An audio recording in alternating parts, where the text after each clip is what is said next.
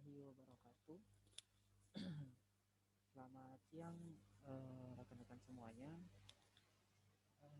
Hari ini kita akan coba kembali mendiskusikan terkait dengan pengelolaan jurnal ya, uh, agar jurnal yang kita kelola itu bisa kita maksimalkan kebermanfaatannya untuk untuk masyarakat. Baik, hari ini tidak panjang, mungkin ini bukan hal teknis ya, jadi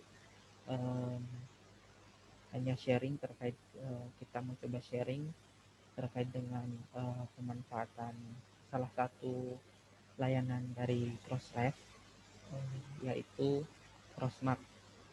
Nah, sebagaimana umumnya pengelola jurnal di Indonesia yang jurnalnya sudah online itu bukan sudah pasti sih, tapi kebanyakan ya, nggak tahu juga, belum ada surveinya, sepertinya kebanyakan menggunakan Crossref sebagai salah satu partner atau salah satu rekanan untuk memberikan digital object identifier bagi artikel-artikel yang diterbitkan oleh si jurnal, seperti itu. Nah, sebenarnya ada layanan lain seperti itu, ada banyak layanan yang dimiliki oleh Crossref, tidak hanya DOI, memberikan DOI seperti itu. Namun salah satu kuncinya adalah DOI ini sendiri. Ketika DOI sudah maksimal dimanfaatkan oleh jurnal kita, maka kita sudah, ya namanya ibarat kunci ya. Kalau kuncinya sudah kita dapatkan, kita akan bisa membuka pintu layanan-layanan yang lain, seperti itu. Oleh karena itu, kunci yang harus kita maksimalkan dahulu adalah DOI-nya, aktivasi DOI untuk artikel-artikel yang jurnal kita terbitkan. Nah, setelah DOI-nya aktif, kita bisa mencoba memanfaatkan salah satu layanan dari Crossref yang itu free ya. Free, kalau DOI kan ini berbayar. Nah, ini layanan Crossref layanan Crossref yang free, yaitu Crossmark. Jadi Crossmark itu Crossmark ini adalah sarana untuk menyampaikan hal-hal terkait dengan artikel yang jurnal kita terbitkan, seperti itu. Di dalam Crossmark sendiri ada banyak bukan menu juga, bukan banyak menu, bukan, tapi ada banyak informasi yang kita bisa tampilkan di sana, seperti itu. Baik, kita coba langsung di salah satu artikel yang diterbitkan oleh jurnal kami HIJP. Nah, sebagaimana dari aturan yang dikeluarkan oleh Crossref, bahwa penggunaan Crossmark ini ada di penggunaan Crossmark untuk dua tempat. Yang pertama, ditampilkan si Crossmark ini ditampilkan di halaman depan artikelnya atau di halaman HTML-nya, seperti ini ya. Ini disebut halaman HTML dari artikel kita. Kemudian penempatan yang kedua ditempatkan di full text PDF-nya, seperti itu. Nah, penempatan yang pertama di halaman HTML-nya kita bisa lihat di sini crossmark button. Jadi ini dia si crossmarknya ini. Nah, crossmark ini bisa kita sebenarnya opsional, kita mau tempatkan di mana saja, yang penting dia ada di mana? Ada di halaman HTML dari artikel jurnal kita, kemudian itu aktif ketika dia diakses menampilkan informasi-informasi seperti itu. Nah, ini kami tempatkan di bawah judul seperti ini. Kemudian ketika kita klik, ini bisa diklik ya, crossmark ini bisa diklik. Ketika kita klik, maka tampil informasi yang ada untuk si artikel ini seperti itu.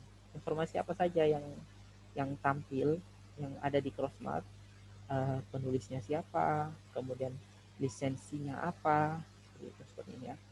Ini penulisnya siapa, kemudian lisensinya, dan juga informasi opsional, informasi tambahan yang kita kehendaki untuk kita kita berikan ke artikel kita seperti ini. Jadi informasi opsional.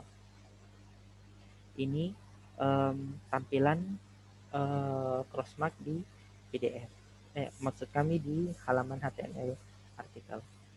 Kemudian lanjut kita cek tampilan crossmark yang ada di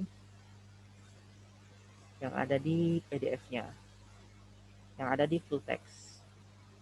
Crossmark yang ada di full text kita.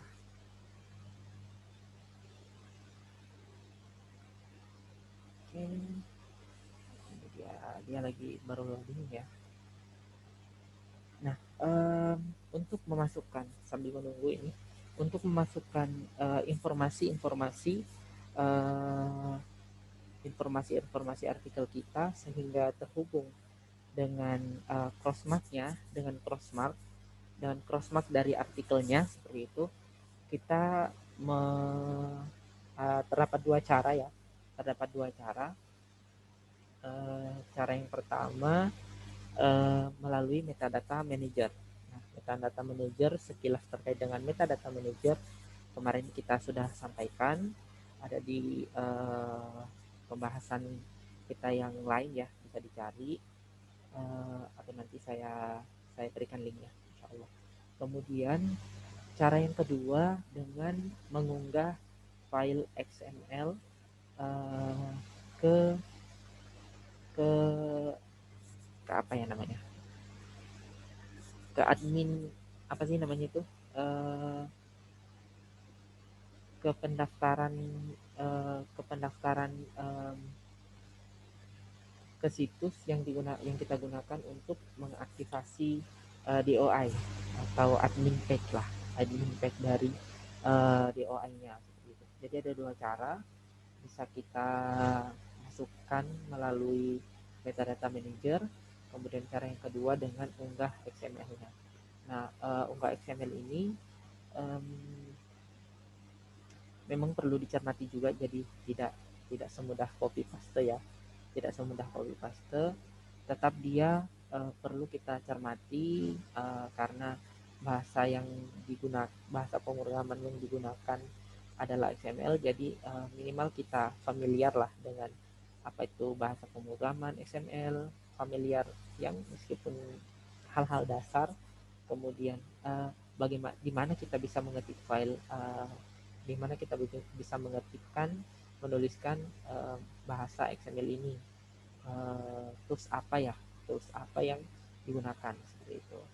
Nah, ini crossmark di full text. Jadi di full text, crossmark di full text itu opsional, kita mau letakkan di penempatannya di mana, bisa di bawah judul, di atas, di bagian di paling atas, mungkin bagian atas dari full text kita, itu opsional. Kalau kami tempatkan masih di halaman pertama. Nah, ketika kita arahkan kursor kita, dia akan merespon karena di crossmark-nya ini memiliki rekaman dan dia aktif, rekamannya aktif. Jadi ini bukan sekedar gambar, tapi gambar yang gambar yang memiliki informasi, mengandung informasi dalamnya.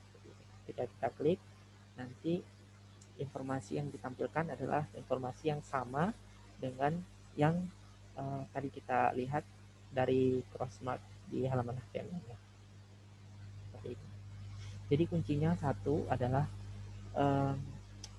doi digital object identifier dari artikel yang kita terbitkan itu sudah aktif. Kemudian yang kedua, kita bisa memasukkan informasi Crossmark melalui metadata manager atau unggah XML. Baik, cukup sekian yang kita bisa diskusikan untuk hari ini. Jika ada hal yang ingin kita jika ada hal yang mungkin perlu kita bahas, insya Allah jangan sungkan untuk berkontak ya. Terima kasih. Assalamualaikum warahmatullahi wabarakatuh.